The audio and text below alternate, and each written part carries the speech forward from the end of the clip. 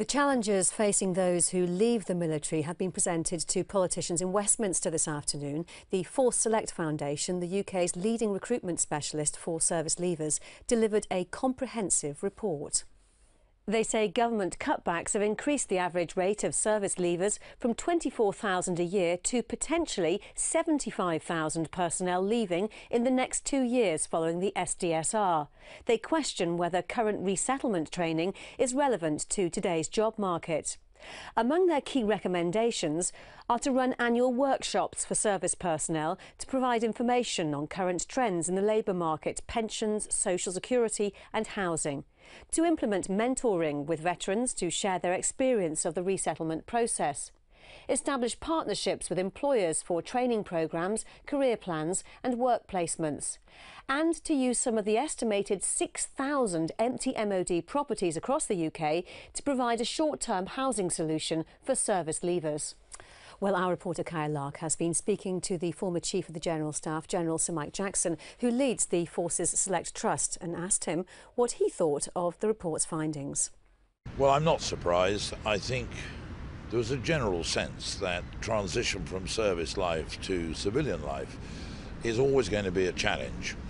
A challenge on employment, on housing and other aspects as well. But I think the report pulls it all together, and I'm quite struck by some of the personal stories which bring it to life.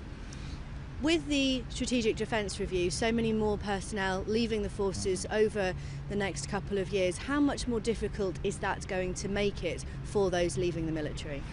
Well, the numbers as I understand them is up to 30,000 over and above normal runouts between now and 2016, something of that order.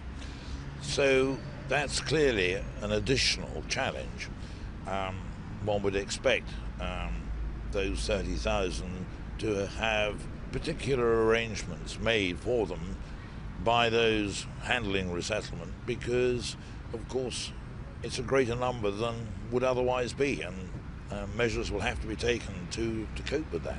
And like you say, it's not just about employment, is it? It's about housing, it's about family, it's about welfare, it's about the whole package. Indeed it is, and for somebody leaving the armed forces, I think the two things foremost in their minds, what sort of a job am I going to get and where am I going to live? And those are the really two big questions. What was it like for you yourself leaving the military after so many years serving your country? Well, I'm perhaps not typical. I was nearly 45 years in the service, which is not a typical figure. But it's a change. I mean, one is so much part of the armed forces. But, it's the end of one chapter, a long one, but a new chapter opens.